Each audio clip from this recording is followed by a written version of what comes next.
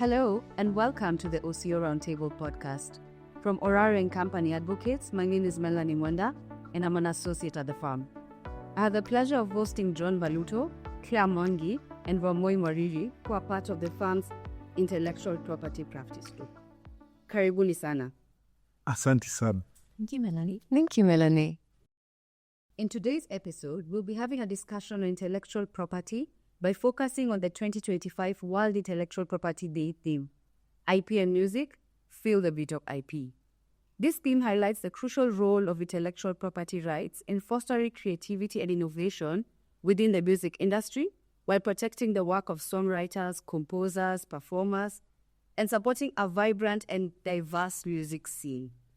As the world becomes more connected through digital platforms, the role of intellectual property in protecting music and fostering creativity has never been more crucial. That's a very good introduction, Melanie. And in keeping with the theme that you just mentioned, the purpose of our discussion today is to understand where does music fall in the body of intellectual property law. That sounds very interesting, Claire. So let's get into it. I feel like IP in Kenya is not fully understood both by creators and consumers. The word copyright, in my opinion, is also used very loosely. Can you tell us more on copyright? What is it? Are there any types? And what does it entail, especially when it comes to music? Sure, I will start with a simple introduction. As with all fields of intellectual property, copyright is concerned with protecting the works of the human intellect. Just to explain how this comes into play, the way we have property in land, then we have property derived from the works of the human mind. So that as a musician, as you're writing down your lyrics, then once you have them recorded, they acquire copyright protection. So copyright protects the original literary and artistic creations of all types of authors, such as writers, composers, works of fine art, such as paintings and sculptures, technology-based works, such as computer programs, software developers, web designers, and many other creators. And as a matter of fact, copyright is recognized in our Constitution. So Article 40, Subarticle 5, recognizes and protects the right to intellectual property. Thank you for that introduction, Claire. So in further protecting this work of the human intellect, my understanding is that these artistic expressions actually need to move beyond just being an idea in the mind to being a tangible expression. Exactly, and yes, all the beautiful ideas, the beautiful lyrics that you dream about at night cannot be protected. Copyright protection is achieved when they're actually recorded. And therefore, it's important for these ideas to move from your mind to an actual expression, because the purpose of copyright is to protect the expression of an idea. So it's not just important to leave it as an idea in your mind. And the reason why you need to express this by having it fixed or recorded is because you then achieve two kinds of rights. The first one is an economic right, and the second one is a moral right. Okay, Claire, I hear what you say. So what there is the difference between these two rights? So the first right, the economic right, it allows the owner of the rights to derive a financial reward from the use of his works by others. They can be transferred or assigned to other owners, usually for a sum of money or royalties, depending on the proposed usage of the work. Now, for moral rights, it's a right of attribution, which is the right to claim the status of author of a work, which means you have a right to have your name mentioned when your work is reproduced, and the right of integrity, which entails the right to object to the work being distorted or used in contexts that are prejudicial to the owner and artistic reputation of the author. So then the question that arises is, for how long does copyright protection last? I'll give the example of authors in Kenya. We have a musician who passed on last year called Princess Julie. Princess Julie had composed a blast of a song in the 90s called Dunia Mbaya. Well, I'm like a musician, but it went something like, Dunia Mbaya, Dunia Mbaya. This song, she won an award on it, and in addition to that, this song educated the masses on the impact of HIV and AIDS at the time. At this time, HIV and AIDS was actually declared a national disaster by President Moi because it was actually decimating communities. And therefore, it's a song that then was used over and over and over for purposes of its educative value mostly. So she passed on last year. Does it mean then that the copyright in her music expired? Not at all. Copyright protection lasts during the lifetime of an author and a musician in this case. And after they pass on, another 50 years. So 50 years from 2024. The estate of Princess Julie would still sustain a claim for copyright infringement in her music. So that's where we have one author or one musician. There are instances where we have two joint owners in music. And I'll give an example. We had a musician called Issa who passed on in 2003. He did music with an artist called Nameless, David Mathenge, who's alive. Their music was called Boomba Tray, It went something like, Natume kuja, kupati, DJ yevu weka traki, tukule happy, halafu, yeah. That's all. Those are hits. Now, Issa passed on in 2003. Did the copyright in that music then expire? Not at all. The copyright in this music will subsist up to the last year the joint owner passes on, and then 50 years from the time the joint owner passes on. That's very insightful, Claire. Thank you for that. 50 is a very interesting number, though. Why the 50 years? So 50 years is the minimum amount of time that is prescribed in the Berne Convention. The Berne Convention is an international treaty that governs the protection of copyright. And therefore, jurisdictions can choose to increase this. We actually have countries that offer copyright protection for 70 years, other countries for 100 years. But our copyright law, our local law, the statute that we have, fixes it to 50 years, just like the Berne Convention provides for. Thank you for that, Claire. That's very, very enlightening. So I'm wondering, this protection of this right, does it then extend to other people who are included in the production of this creative work? Say the video vixens, the producers, and the likes. Well, perhaps I can clarify on that point, Melanie. Now we're broaching a topic called related rights. They're not necessarily copyright, but they are associated with copyright. So you can deal with those rights under three broad categories. There's related rights that relate to performers, to producers, and to broadcasters. So to help you better understand how that is arranged, you as the artist, in this case the musician, you would have the originator's rights. That's the master right. So you would have come up with a song. Let's say you worked with writers or whoever or composers. You came up with a song, but then you take that song and you go to a producer, and a producer will put it on a track, on a beat. After you've worked with a producer, you still need to make that work of art that you've come up with, whether it's a CD or an album. You still need to make it reach the public. And when you're coming into discussions of publicizing the work, we talk about broadcasters. So in that sense, these related rights, or sometimes referred to as neighboring rights, are actually associated with copyright. So they're derived from a work that is protected by copyright. So they offer the same kind of exclusivity as copyright, but they do not cover the actual works.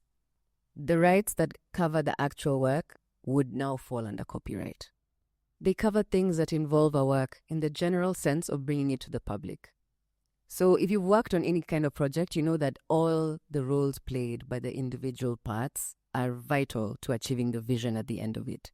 So the main distinction that you can place between copyrights and their neighboring rights is that copyrights are more invested in protecting the rights of the artist, while when we're talking about related rights, they're more about making sure that these other actors are fairly remunerated for the efforts that they put towards achieving the greater vision. So to give an example, if we're taking the situation of an artist like Beyonce, she may be performing a work that was originally written by Sia, for example. But if she takes that song and comes with it and performs it at Coachella, she has rights as a performer. So her performance in that situation is an example of a related right.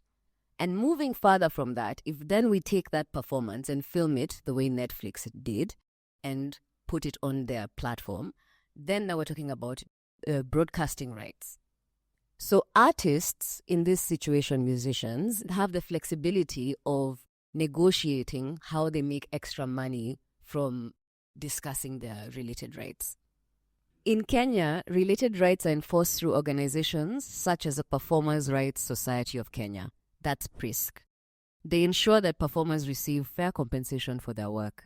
Additionally, performers should be aware that there are growing roles related to digital platforms that have an effect on their earnings and the way their rights can be enforced. It's important for you as a performer or any other part that you play any other part in the music production process, know that there's ways in which you can enforce your related rights. Thank you for that clarification, Wambui. I think it brings more clarity as to the differences between the copyrights and the related rights. So moving over to you, John. What's the advantage to me as a producer, as a creative? Why do I need to have this copyright? Thanks. And I think what I'd want to do in order to bring the point home is really to discuss certain cases which I've come across that deal with copyright. And hopefully, as I discuss them, the point will become clear. So the first case relates to a gentleman known as Tim Simon Kuria Kimani, otherwise known as Bamboo. I don't know if you know of him. He's the famous artist who sang the song Usilete Kompe. Remember that one? Go back to my younger days. But in this case, it concerned 3 other songs of his. So Bamboo of the Usilete Kompe fame sued 3 parties, that's Safaricom Limited, Bensoft Interactive Limited, and MTech Communications Limited, pertaining to their use of 3 songs of his called Mama Africa, which was recorded in 2006. It was actually a collaboration between Bamboo and a well-known international artist you might know called Akon. The other song was called Yes Indeed, which was composed in 2005. And lastly, Move On, which he composed in the year 2012. So the case against the 3 entities, Safaricom, Bensoft, and MTech, was really that they had breached Bamboo's copyright. So Bamboo was essentially saying that he had not authorized or given permission to any of the defendants to use any of these 3 songs in their Skiza platform. He made out a very articulate case, I must say. He said he had embraced music for his entire life. It was his only source of income. He had expended a lot of effort and actually committed a lot of funds, resources in order to produce these 3 songs, and that he was not making any money out of them. At the same time, it appeared that Safaricom was the one that was enjoying all the commercial benefit out of his own work, and that was what was at contention in court. So interestingly, the 3 defendants, that's Safaricom, Bensoft, and MTech, all turned and accused each other. Safaricom looked at Bensoft and said, "You're the ones who said to us that you have permission from the artist to use his songs." Benson and MTech in turn brought in third parties, and third-party proceedings is a whole topic on its own. But it is essentially a defendant in a case saying that somebody else is to blame. And in this case, they brought in the Music Copyright Society of Kenya as well as Sub-Sahara Limited, saying that the 2 of them had authorized them by way of license agreements to use Bamboo's songs. So obviously the matter went through trial and there were a lot of contentions and counter-contentions, but the key point to note is that when the court asks the third parties, that's Music Copyright Society of Kenya, do you actually have a specific agreement between you and Bamboo?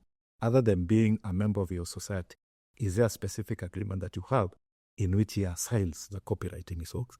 And unfortunately for the defendants and the third parties in this case, they could not point to a specific agreement of assignment of Bamboo's rights in the copyright. So in essence, the court returned a verdict that in the absence of any proof that Bamboo had assigned his rights specifically to the Music Society of Kenya, Music Copyright Society of Kenya, then there was no proof that they had any rights by themselves to then forward these copyrights to the defendants, including Safaricom. And for that reason, Bamboo's case was upheld, and the court awarded damages of 1.5 million for each song. So in total, Bamboo walked away with a hefty or tidy sum of 4.5 million. And if you see Bamboo these days, you will see that he looks distinctively smart. He might have invested those funds quite well. So all I might be able to supplement. So there's the Music Society? No, there's a copyright. Yes, there's a copyright. Where they have the license, it's transferable. The thing is, if they had the license, what did they have the right to some license? Oh, okay. Tells me that the other defendants didn't need to get individual. Yeah, and like in this case, in fact, it's almost on all fours as this, except that in this case there was no an assignment from the artist to music copyright, and it granted music copyright the right to use it going forward. So sublicensed to third parties. Yeah. That's very interesting. Okay, and I think the other key point to note is that the court indicated that parties such as Safaricom, MTech are obliged to take care or exercise some form of due diligence before using music that they know very well to be subject to copyright. So the court said all they needed to do was to ask the Music Copyright Society of Kenya for a copy of their deed of assignment in this case, but they didn't do that. I think that's very interesting. It's good to see the ways in which we've learned to give musicians more ways of earning money from their art. Because initially, you'd only have rights over your initial product. But as you can see in this situation, any money that was being made over and above the initial output still brought value to this artist. So there's definitely value in enforcing your IP rights. There is, and the court was quite emphatic that the days of musicians being exploited, with there being no recourse, are behind us. And I'm quite happy that this judge in particular, this was Justice Ongeri, really struck a blow for artists in Kenya. Yeah, really commendable. So just to quote the Honorable Lady Justice Ongeri, she says that the conduct of the first, second, and third defendants of using the musical works of artists without the authority of the owners of copyright had impoverished artists in Kenya and had led to the exploitation of artists who are at the mercy of parties who want to harvest where they have not worked for. So reaping where you have not sown. And she really came out strongly in favor of artists. The other case that I'd like to discuss is one relating to an artist known as Moffat Achoki Omari. Might anybody know one Moffat? And not Mofire. Moffat. So Moffat Achoki is actually a gospel artist. Or that might be why I don't know. According to the decision, the phrase is a renowned gospel artist. And in this case, it's pretty much on all fours with Bamboo's case, in that it involves Safaricom yet again, Liberty Africa Technologies Limited, again on the SkizUpTune platform, and the Music Copyright Society of Kenya. And it came second in time. I think it borrowed heavily from Bamboo's case, even in terms of the pleadings, the way it was structured. You can see they were really trying to mirror the case for Bamboo. And the case in this particular matter concerned 6 songs called His Love, She Is Gone, Preach It, Praise, Fourth Man, and Gospel Celebrity. And he actually wanted much more substantial damages than Bamboo had obtained in his case. Here he sought 5 million shillings for each violation, for each song, and so it would have come to a total of 30 million shillings. So it was a huge case. The difference between, and as I said, it's pretty much on all fours, so the facts are pretty similar as pertains to that of Bamboo. The key difference in this case is that Music Copyright Society of Kenya was able to show, perhaps borrowing from Bamboo's case, I don't know, but they're able to show that in this case there was a specific assignment of all these songs to the Music Copyright Society of Kenya, and it was produced in evidence. So it was actually, the assignment was actually produced indeed as Defendant's Exhibit Number 3, produced by a witness identified as DW3. And to quote the judge in this case, this was Justice Meoli, she says as follows: DW3 produced the deed of assignment dated 27th August 2007, executed between the third party, that's Music Copyright Society of Kenya, and the plaintiff. That's now Moffat Achoki. The purport of Clause 2 therein is that the plaintiff had assigned all his performing and film synchronization rights to the third party to be held by the latter for its exclusive benefit. Moreover, the purport of Clause 3 of that deed of assignment is that the plaintiff had assigned all his rights to the third party to be held by the latter for its exclusive benefit. Moreover, under Clause 3, the third party had agreed to pay to the plaintiff all royalties collected by itself from the plaintiff's musical works upon exploitation by and on behalf of the third party. So in essence, the third party could even lease it forward or license it forward or assign it forward to be used by other parties provided that the royalties would then be paid to the plaintiff. And so the court found that in this case, whereas there was a copyright that the plaintiff enjoyed, he had effectively assigned it in favor of the Music Copyright Society of Kenya, unlike the case with Bamboo. So although you had wanted the substantial damages as sought 30 million, he actually walked away with zero because the court had found there was no violation of the rights of the copyright in that. So I think the lesson learned there is that for the Music Copyright Society in particular, if they are to forward any of the rights owned by the artist to third parties, they need to be clear that they have specific deeds of assignment or effective rights to do what they are doing, rather than just saying that these artists are their members. The last case I'd like to talk about is concerned one of the most famous artists in Kenya, known as Nonini. Nonini. Yeah. His real name is actually Herbert Mbuku Nagitara. But Herbert Martin there. So this case concerned a famous song of his called Wake Come. Hey, you know that way? Yeah. wake up. Again, yeah, flashback. And what happened in this case involving an entity known as Cynics Entertainment is that they had literally copied almost word for word, style for style, both the video that Nonini had produced as well as the lyrics and beat to this song in promoting advertisement, a video advertisement of theirs. So the court, upon considering the matter, said that the video, which was played during the virtual court, depicts the first defendant welcoming a lady to his house towards a television screen branded in the names of the second defendant. The first defendant is alone in his house, leaving him, and if you remember the video, I don't even remember, it was actually Nonini calling a lady saying, welcome, yeah? And the skit is in sync with the song's lyrics.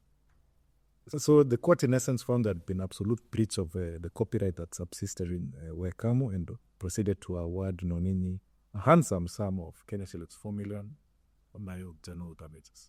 4 million on the one song. So that's, in terms of single violation, that's higher than Bamboo's. But obviously Bamboo had 3 songs, so cumulatively, I think Bamboo has the highest, closely followed by Nonini at 4 million. I think the two decisions essentially show that the courts are willing, able, and are ready to award damages where they feel that the copyright owner is entitled, and they will not shy away from awarding the sums that are commensurate to enforcing the rights, the economic rights that Claire spoke about.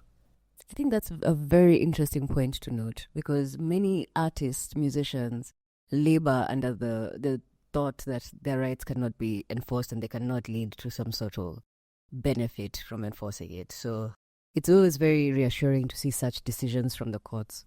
I read recently that Nikita Kering was really belaboring the poor collection rate by the Music Copyright Society of Kenya recently in the AE, where she said that artists such as BN and there's another artist who was mentioned, that Calligraph Good Jones had collected a sum royal of 12,000 shillings. I mean, nobody can survive on such a man. That's an annual collection of purported royalties. So I think courts are really the ones who are leading the fight for protection of copyright more than input. Yeah, and I get your cases, John, bring awareness to artists who may not know if actually these rights are inured to them. And because these are artists that they know of in the industry, you know, you're not talking about artists in other jurisdictions. These are people they see and they know. So if they can't enforce their rights, so can you as a musician out there. John, while discussing your cases, you've mentioned assignment and you've mentioned licensing. I don't know whether perhaps, Claire, you can tell us more about the differences between those two forms. Sure, boy, yes. And like we are discussing in this podcast today, a copyright in its own does not give you any reward. And that has been enunciated very clearly by John when he was giving out those cases. So you actually have to litigate if you need to. And commercialization of IP, which entails licensing and assignments, has come a long, long way. In the sense that as we see whenever there is brand immersions in Kenya, we see musicians being associated with these brands. So, for example, we know that when Techno was launching a while back, they used Nyashinsky's song, Watch Watch, as the song for the brand at the time. Nyashinsky has also been a brand ambassador on his music for the Samsung product. So that's one way that musicians can commercialize and actually practice their IP. Other ways are not really related to brand immersion. There are also other ways like politicians. We see them bring that all the time. We've seen these things tiny memorial. For example, during the 2002 elections, we all knew the anthem and Bwoga Ball at the time by Gidi Gidi Maji Maji. Gidi Gidi Maji Maji. Who could Bwoga them? Not Mochi. Could Bwoga them. Ryan. Vogable. Yeah. And we've seen that over the years. For example, even in the 2017 elections, we saw Ben Givai. We ururuto, tano tena, tano, tano. Yeah. Dani. And the other camp was like, NASA, NASA, Nasra. Raila, TB. Do you see? Yeah. So the thing is, and the expectation is that there were arrangements behind these commercialization of the IP in their music. And the question then you want to ask yourself as a musician being approached to license or to assign your music is it going to be exclusive? Is it going to be a sole license? Is it going to be a non-exclusive license? This is legal in its nature. That's where we come in. Yeah? Because licensing and assignment is not just about payments of royalties. It involves negotiations, it involves quality controls, it involves contract law. And you do not want to take that lightly. So the questions that then go into licensing, which is actually giving your right to another entity to commercialize your IP, is for how long? So we have elections. For how long? How many months? Where? Is it in Nairobi? Is it in Kenya? Is it where? What is the territory in which this license is going to be practiced? Is there a right to sublicense? We saw that in the Bamboo case that John just discussed. There was no right to sublicense, if at all. What is the consideration? This monetary value, is it going to be paid? Is it a fixed payment at the beginning? Is it going to be paid in intervals or the occurrence of certain events? Is it going to be a running royalty that will be a percentage of fees? Confidentiality. Can we discuss, do your employees as the licensee need to know about this arrangement? Termination. What happens when someone wants to opt out of this arrangement? What are the rights of the musician in this case? For the licensor now and the licensee, if royalties had been paid, do they need to be apportioned at the time there is an exit? What happens in terms of, is there any party going to be indemnified? And the dispute resolution, where do we go? If we now see we have a dispute, are we going to court? Are we going to mediation? These are the things to think about when you're talking about licensing, which is quite different from assignment, because then assignment is the transfer of IP rights from an IP owner to the third party, the extent then that you can never practice them as a musician. And you want to think about these things very deliberately so that in the event of breach, it's easy to enforce your right and you're aware of what right you're actually giving as a musician. Thank you for that, Claire. I think as we come to a close, I'd want to hear, what's our parting shot? Yeah, if I could go fast. Our parting shot is that creators should continue creating, because that is why the law was made, to be able to enable them to reap the benefits of their intellectual property. And perhaps to add on to what Claire has said, if you are involved in a project outside of creators as well, that you are a performer, you're a producer, you are a broadcaster, you yourself have rights as well. And those are protected under the law. Yeah, so for my parting shot is to just encourage and reassure all artists out there that copyright is now firmly entrenched in the laws of our country. Starting from the very top, the Constitution of Kenya, Article 40, Sub-Article 5, which recognizes copyright as one of the enforceable proprietary rights in this country. Yeah, so that's the Constitution, which is the mother of all laws, but also there's a specific act, a whole statute that provides and guarantees these rights as a Copyright Act. And then lastly, there's case law. So these are decisions which, as I think I took you through some, that now courts of law have used in order to advance jurisprudence and to affirm that these rights are not just there in paper, they actually award sums of money can be tied, as you saw in the case of Bamboo, as well as in the case for Monin. And Moffat, although he was ultimately unsuccessful, he could potentially have walked away with quite a tidy sum had he been successful. So we are saying that do not shy away from enforcing these rights, and we are here as experts in the field to assist you as you advance your interests. And that brings us to the end of today's episode. We'd like to thank our listeners for joining us today. We hope you found our discussions enlightening, and we invite you to listen to more of this and other topics on our website, www.oraro.co.ke. Stay tuned to the OCO Roundtable podcast. Until then, goodbye and take care.